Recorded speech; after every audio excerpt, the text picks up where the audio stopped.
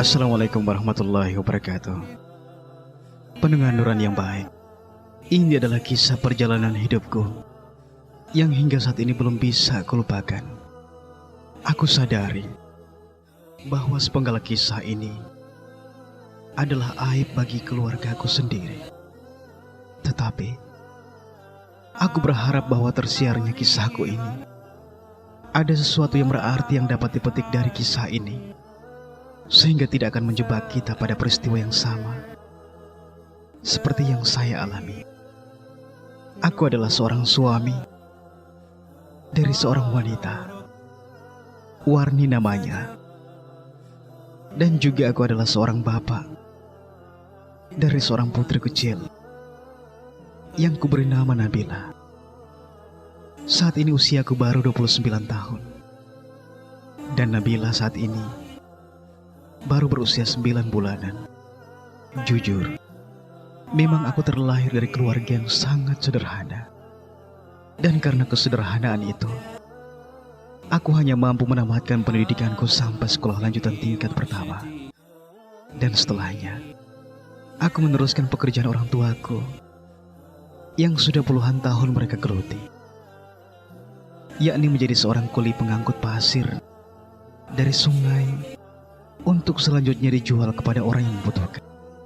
Memang, sejak dulu aku tidak pernah memimpikan menjadi suami dan pendamping hidup dari seorang wanita yang berketurunan bangsawan seperti Warni, yang saat ini telah menjalani bahtera rumah tangga bersamaku selama setahun lebih.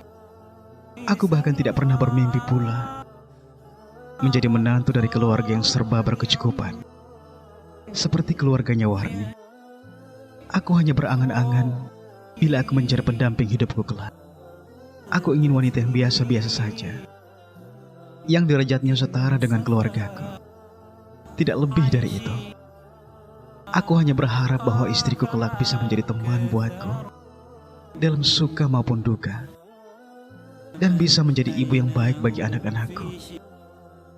Akan tetapi, perjalanan hidup dan takdir Allah telah membawa kepada sebuah kenyataan bahwa di usiaku yang mulai beranjak dewasa, Allah justru mempertemukan aku dengan seorang wanita yang tidak pernah aku impikan sama sekali, yang tidak pernah terlintas sama sekali dalam benakku.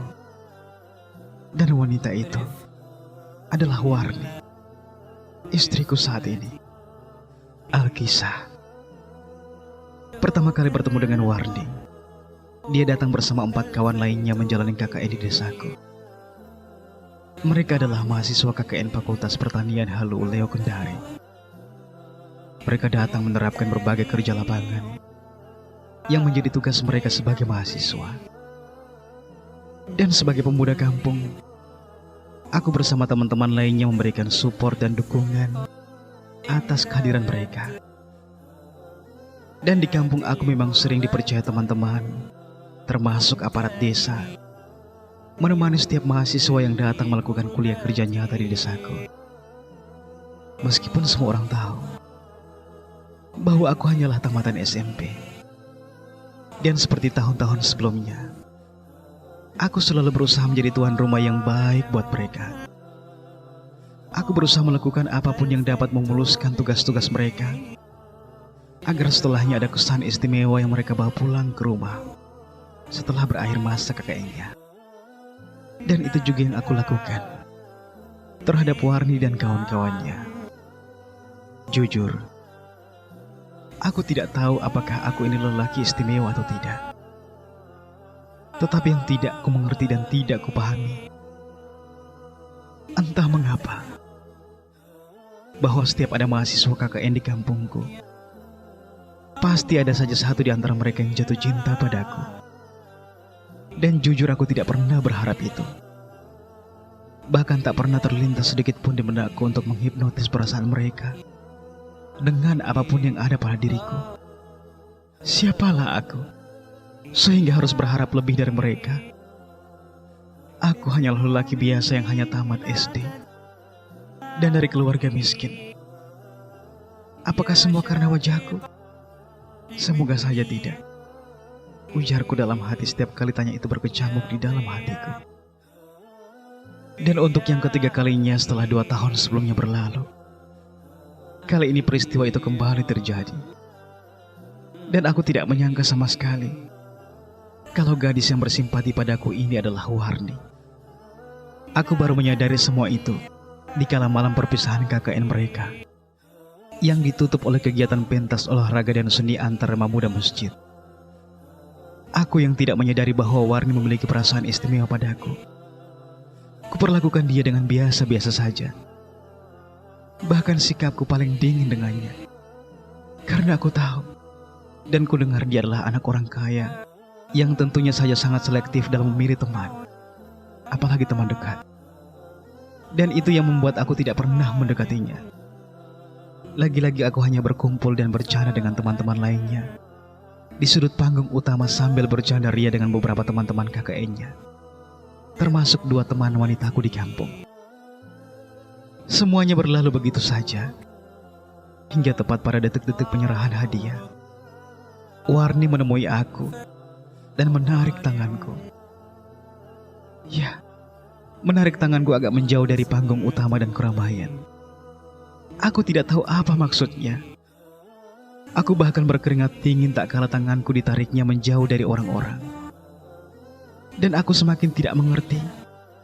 Tak kala sampai di tempat yang agak sedikit jauh dari panggung utama, dia malah menampar aku dan memukul-mukul aku sambil menangis. Aku dituduhnya lelaki egois, lelaki sombong dan angkuh. Mendengar semua ucapannya itu aku semakin gugup dengan napas tidak beraturan karena grogi dengan apa yang baru saja aku dengar. Wallahi, aku tidak mengerti maksudnya Warni. Ditatapnya mataku dan dia memintaku untuk menebak apa sebenarnya yang terjadi dengannya malam itu. Aku yang hanya manusia biasa, tentu saja tidak memiliki kemampuan untuk menebak apa yang ada dalam hatinya. Tetapi semakin aku tidak pahami, semakin aneh tingkah lakunya Warni di hadapanku. Dikata-katanya aku lelaki bodoh, munafik. Hatiku sakit mendengar semua itu. Apa salahku? Apa dosaku sehingga kata-kata itu begitu menyakitkan ku dengar? Hingga akhirnya dengan tangisan yang terseduh, Warni menyatakan kalau sejak pertama dia datang ke kampungku dan bertemu denganku, kehadiranku telah merampas tidurnya. Keberadaanku telah merebut hatinya. Mendengar semua itu, kurasakan sumsum tulangku seolah tidak nyambung lagi. Apakah aku bermimpi? Atau apakah aku sedang menyinggau saat ini? Aku coba menguatkan diriku dan menerima kenyataan yang tidak pernah aku inginkan ini. Aku masih tidak percaya kalau orang yang baru saja menyatakan perasaannya di depanku saat ini adalah Warni, seorang wanita berketurunan bangsawan. Lidahku jadi keluh saat itu. Aku tidak tahu harus berkata apa-apa lagi. Aku bingung dan sangat bimbang. Akhirnya, dengan segenap kekuatanku, aku berusaha meredam semuanya dan memberikan jawaban pasti terhadap perasaan Warni yang baru saja aku dengar. Dek, apakah kakak tidak salah dengar tadi? Tanyaku ke Warni. Tidak, Kak. Saya tidak salah ucap. Dan kakak tidak salah dengar. Semua ini kenyataan. Semua ini saya katakan karena selama ini kakak terlalu cuek dengan saya. Kakak egois. Kakak keterlaluan. Ujar Warni saat itu sambil terseduh mengomentari pertanyaanku. Mendengar pernyataan yang fasih keluar dari bibirnya membuat tubuhku semakin bergetar. Aku masih tidak yakin dengan apa yang baru saja aku dengar. Dengan mengumpulkan segala rasa di hatiku, aku kembali berujar padanya dengan pasti. Dek, jangan kau hinakan saya dengan semua ini. Saya ini miskin, tidak terpelajar seperti kau. Saya sadari siapa diri saya, Dek, dan siapa adik. Tolong, Dek, jangan pernah ulangi lagi kata-kata itu. Karena ungkapan adik begitu sangat menyakitkan perasaan saya. Apa kata orang nanti? Maafkan saya, Dek. Bukannya saya tidak mau, tetapi ini di luar logika. Mungkin saat ini adik sedang emosi. Coba tarik nafasmu dulu, Dek, dan renungi lagi apa yang baru saja adik katakan. Andai memang adik salah ucap, insya Allah semua ini akan menjadi rahasia di antara kita berdua. Saya berjanji akan merahasiakannya. Percayalah, saya tidak akan sebarkan kejadian malam ini kepada siapapun. Selaku berusaha menyadarkan Warni dari ucapannya. Tidak, Kak. Saya tidak sedang emosi. Ini perasaan yang tulus dari hati saya. Tolong jangan permalukan saya dengan penolakan ini, Kak. Saya wanita. Asal Kakak tahu, untuk semua ini saya rela kehilangan muka di hadapan Kakak, dan berharap bahwa perasaan saya tidak bertepuk sebelah tangan. Jawab Warni lagi dengan pasti. Mendengarnya aku sangat tidak tahu harus berbuat apa saat itu. Ku tarik nafasku sepanjang-panjangnya. Lalu kembali aku berujar, Dek, tidak ada yang istimewa dalam diri saya. Coba kau tatap kembali saya, dari ujung kaki sampai ujung rambut. Tidak ada yang istimewa dalam diri saya, Dek. Tidak ada. Sekali lagi, tolong jangan rendahkan saya dengan semua ini. Saya yakin adik pasti akan mendapatkan orang lain yang lebih segalanya dari saya. Itulah ujarku di sela ketegangan yang terus merayap dalam tubuhku.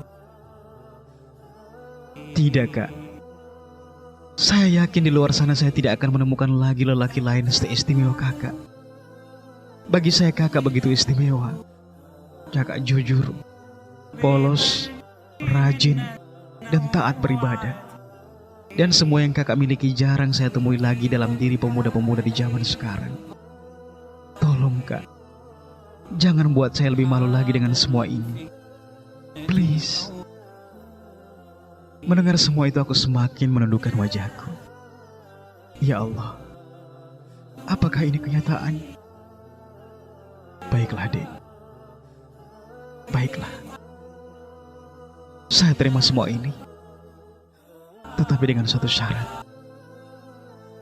Apa syaratnya, Kak? Saya terima semua ini. Tetapi dengan satu syarat.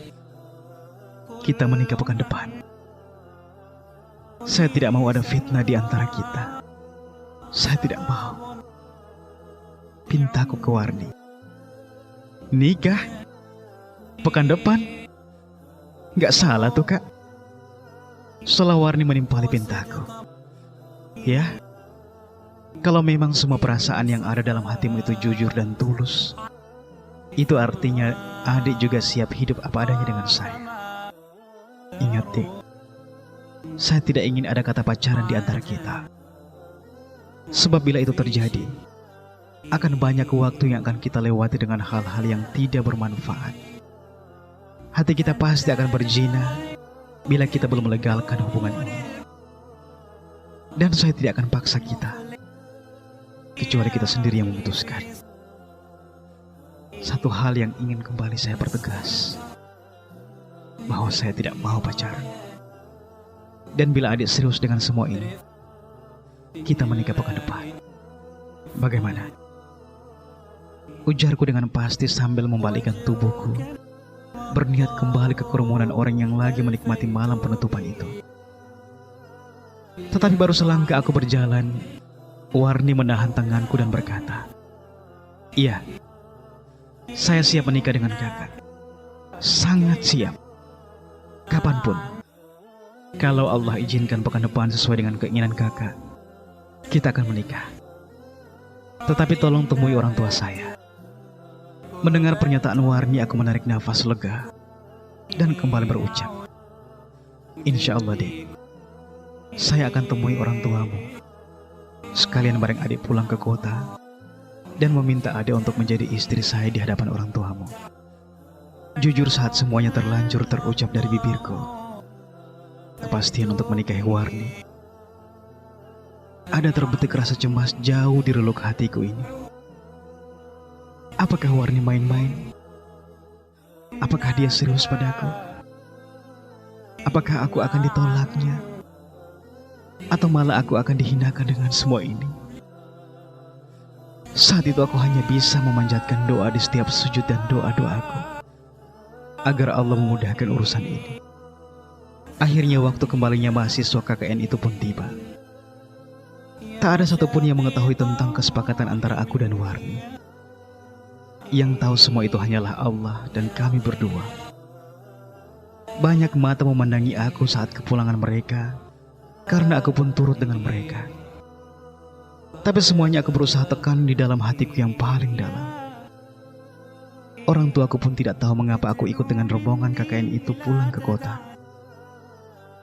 Aku bahkan hanya membawa 2 potong pakaianku yang kuanggap paling bagus. Aku hanya berniat bahwa insya Allah jika aku pulang nanti, ada bidadari hatiku yang akan menemaniku pulang. Ya, insya Allah. Perjalanan panjang dan melelahkan itu akhirnya berujung juga. Hari pertama tiba di kota, aku menginap di rumah teman lelakinya Warni, yang kemarin juga KKN di kampungku. Amran namanya. Keakraban yang terjalin di kampung kemarin seolah membuatku lebih mudah menyesuaikan diri dengan lingkungan kota. Tetapi, lagi-lagi aku masih merahasiakan rencana dan niatku melamar Warni.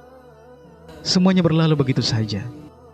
Dan akhirnya, waktunya pun tiba. Aku diundang orang tuanya Warni ke rumahnya. Nampaknya undangan itu telah diawali oleh promosi Warni tentang siapa diriku dan niat tulusku di depan orang tuanya. Hingga semuanya terasa begitu mudah. Tetapi yang tidak aku mengerti, saat di depan pintu rumahnya Warni memberikan aku sebuah amplop tebal dan dia menyuruhku membuka isi amplop itu sebelum masuk ke dalam rumahnya. Dengan dada berdebar, aku berusaha membuka amplop itu. Dan ternyata isinya adalah puluhan lembar uang 100-an ribu rupiah, serta sepucuk surat. Perlahan kubuka lipatan surat itu dan kubaca isinya dengan keringat dingin yang membasahi tubuhku. Wahai lelaki yang telah melumpuhkan hatiku, bila ayahku bertanya tentang perasaan kita terhadap saya, katakan saja yang sesungguhnya, apa yang ada di dalam hatimu. Dan bila dia meminta ongkos nikah 15 juta rupiah, seperti yang dia pernah singgung pada saya semalam, maka nyatakanlah kesanggupan kakak, dan gunakanlah uang yang saya kasih ini untuk biaya nikah kita. Insya Allah semuanya cukup. Itu uang halal, tabunganku yang aku simpan selama ini. Tapi insya Allah ikhlas. Dariku, bidadari hatimu. Saat membaca surat itu mataku berkaca-kaca. Aku tidak percaya dengan semua ini. Namun aku berusaha menguasai perasaanku. Dan perlahan aku memasuki rumah menggahnya orang tuanya Warni. Pendengar Nuran yang budiman, singkat cerita, akhirnya kesepakatan nikah pun itu tiba. Orang tua Warni menerimaku dengan ongkos nikah yang disebutkan Warni tadi. Dan Allah memudahkan segala urusan kami. Hingga akhirnya, halallah Warni bagiku. Kami resmi menjadi pasangan suami istri di awal tahun 2009 kemarin. Perjalanan kisah bahagia itu akhirnya kami lanjutkan sampai ke kampung. Aku bahkan tidak percaya bahwa kini Warni yang kemarin masih belum menjadi mahramku, tapi kini telah berada di sampingku dan telah halal di hadapan Allah. Jujur, hampir tak ada satupun yang percaya bahwa Warni telah menjadi istriku. Semua begitu cepat terjadi, bahkan orang tuaku sekalipun. Tetapi dengan surat nikah yang kami perlihatkan, membuat ketidakpercayaan itu berubah menjadi anggukan kagum. Meskipun satu di antara sekian orang masih ada yang bimbang dan ragu atas semua itu. Tetapi Allah Maha Tahu. Dia lebih tahu bahwa kami telah halal antara satu dan lainnya. Jujur saat itu aku merasa menjadi lelaki yang paling bahagia di dunia ini. Dan itu tidak membuatku berhenti bersyukur pada Allah. Dan subhanallah, sebulan setelah pernikahan itu, di dalam rahim istriku telah bersemayam amanah Allah buah cinta kami berdua. Dan dengan seiring bergulirnya waktu, alhamdulillah kebahagiaan itu terus mengalir di antara kami. Hingga waktu terus membawa kehidupan kami pada kesempurnaan kebahagiaan itu, yakni kelahiran putri sematawayang kami, yang akhirnya kami beri nama Nabila. Aku semakin bahagia menjalani hari-hariku. Semangatku untuk mencari rezeki semakin bertambah. Karena selain istriku, ada si kecil yang selalu menjadi penyemangat buatku untuk tetap semangat dalam menjalani aktivitasku. Meskipun pekerjaan itu masih tetap sama seperti pekerjaanku dulu sebelum menikah, yakni menjadi kuli pasir. Pendengar Nuran yang berbahagia, semula aku pikir bahwa bahagia itu akan selalu bersamaku dan bersama keluargaku. Tetapi ternyata dugaanku salah. Ternyata aku diuji oleh Allah dengan musibah yang sangat berat sekali. Ya, dan disinilah puncak kesedihanku. Aku pikir aku akan tersenyum selamanya. Tetapi aku salah. Kemalangan itu berawal ketika Warni berniat untuk silaturahim ke rumah orang tuanya. Sebagai suami yang baik dan menantu yang baik pula, aku berusaha memberikan kebebasan buat Warni untuk mengunjungi keluarganya. Dan tidak kubiarkan dia pergi sendiri. Aku mengantarnya dan kutitip sementara pada orang tuanya, hingga dalam waktu yang diinginkan oleh Warni.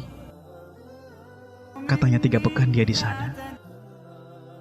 Dengan tidak ada perasaan cemas di hatiku, aku kembali ke kampung halaman dan kembali beraktivitas seperti biasa setelah mengantar Warni ke rumah orang tuanya.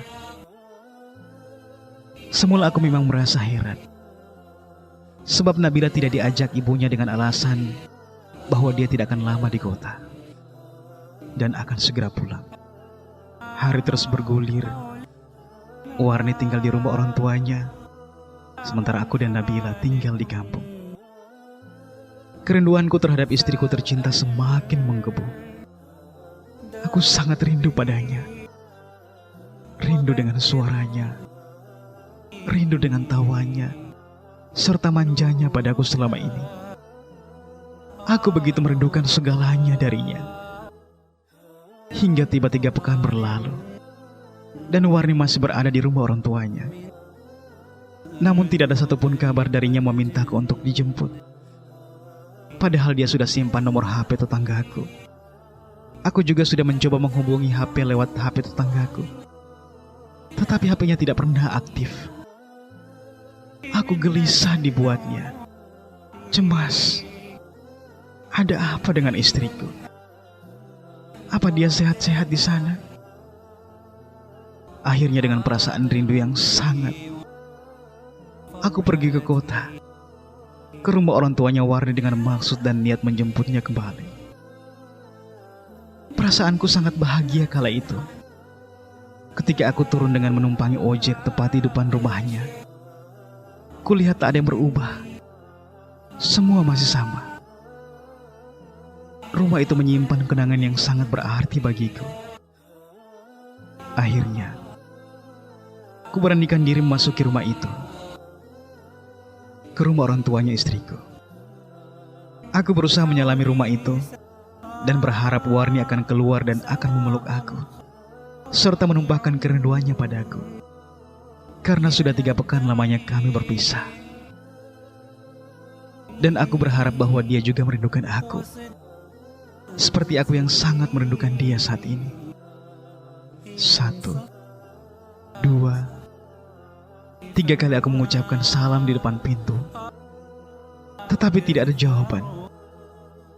Hingga akhirnya salamku yang keempat barulah Warni keluar dari rumah. Dia membukakan pintu, tetapi tidak menjawab salamku. Bahkan dia segera berlalu dari hadapanku. Ada apa ini? Apakah aku salah? Apakah kehadiranku tidak diinginkan olehnya?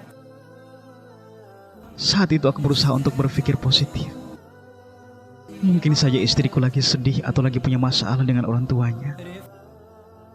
Aku berusaha mengejarnya, tetapi dia terlanjur masuk ke dalam kamarnya dan menutup pintu rapat-rapat. Aku berusaha mengetuk pintu kamarnya berulang-ulang kali. Kupanggil dia dengan rasa rinduku, tetapi alangkah kaget dan sakitnya hatiku ketika dia memintaku untuk pergi dari rumah itu dan tidak usah datang lagi. Aku tidak memahami apa yang terjadi padanya. Yang aku tahu bahwa aku mengantar Warni 3 pekan lalu dalam keadaan baik-baik saja. Dan aku sangat merindukannya saat ini. Tetapi mengapa ketika aku menjemput dia, sepertinya semua telah berubah 100%. Ya, semua berubah. Ku dengar dia berteriak bahwa dia tidak ingin kembali lagi ke rumahku, bahwa dia tidak ingin kembali bersamaku. Air mataku menetes saat itu. Aku tidak percaya kalau semua ini terucap dari bibir manisnya. Mengapa semuanya begitu cepat berubah? Apa salahku? Apa dosaku selama ini? Selama ini aku selalu berusaha menjadi suami yang terbaik buat dia. Ku bahkan tidak pernah menghadirkan cinta yang lain di hatiku. Karena yang ada dalam hatiku hanyalah dia dan putri kami yang tercinta, Nabila. Tetapi mengapa semua ini terjadi? Yang lebih membuat aku semakin sakit dan sangat terpukul, Warni mengungkit-ungkit kembali semua yang pernah terjadi di antara kami. Bahwa aku lelaki miskin, bahwa aku lelaki yang tidak berpendidikan, bahkan aku menikahi dia dengan uangnya sendiri. Hatiku sangat hancur saat itu. Kenapa semua ini harus terjadi padaku? Aku berusaha membujuk dia, merayu dia agar dia kembali padaku. Tetapi ternyata usahaku sia-sia, karena aku tidak bisa membujuknya. Hatinya seolah sudah menjadi keras, sekeras batu. Dek, coba jelaskan pada kakak, apa salah kakak selama ini padamu, Dek? Kenapa baru sekarang kau memprotes? Kenapa baru sekarang kau katakan kalau kau menyesal menikah dengan kakak? Masih kau ingat dulu, Dek, ketika tak ada cinta di hati kakak buatmu. Kau yang menghibah, dan kau yang memelas. Kau yang meminta untuk dicintai. Waktu itu kakak berusaha untuk menolak permintaan, karena kakak sadar siapa kakak sebenarnya. Kakak sudah berulang kali menjelaskan bahwa kakak adalah pemuda miskin dan tidak berpendidikan. Saat itu apa yang kau katakan pada kakak? Kau katakan bahwa kau akan menerima kakak apa adanya. Apapun adanya kakak, kau akan terima. Bahkan saat kakak meminta untuk menikah secepatnya, kau mengiyakan semuanya. Dan kau sendiri yang memberikan uang itu untuk menikahi dirimu sendiri. Lalu mengapa kau ungkit-ungkit sekarang? Apa kesalahan kakak padamu, Dek? Apa yang kurang? Kakak sadari kakak hanyalah manusia biasa. Kakak tidak punya pengalaman dalam hal pekerjaan, dan kakak bukan siapa-siapa. Tetapi tolonglah kembali pada kakak. Meskipun kau tidak mencintai kakak, Dek, paling tidak kembalilah untuk Nabila. Atau pulanglah sejenak untuk menjemput Nabila. Setelah itu kau kembali lagi ke sini. Tidak mengapa, Dek. Insya Allah kakak ikhlas dengan semua ini, kalau memang ini adalah pilihanmu. Kakak bahkan tidak akan bertanya apa yang menyebabkan kau jadi berubah seperti ini. Karena kakak telah mengetahui dan sangat sadar bahwa ternyata kau tidak bahagia dengan kakak. Bahwa ternyata kemelaratan dan kesederhanaan yang kau rasakan bersama kakak tidak dapat membayarkan kebahagiaan yang selama ini kau dapatkan dari kedua orang tuamu. Kakak ikhlas dengan semua ini. Tidak mengapa, Dek. Tidak mengapa bila akhirnya kau harus berpisah dengan kakak.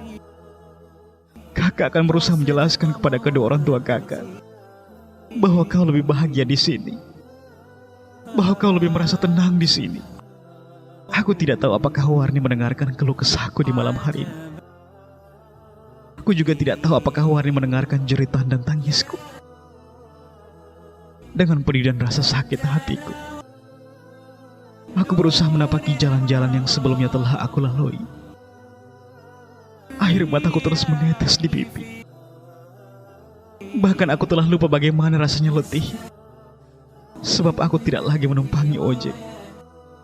Aku bahkan membiarkan kendaraan yang lalu lalang begitu saja. Aku sangat sedih. Begitu besar ujian ini ditimpakan padaku. Semuanya terjadi begitu cepat, tetapi berlalu juga dengan begitu cepatnya.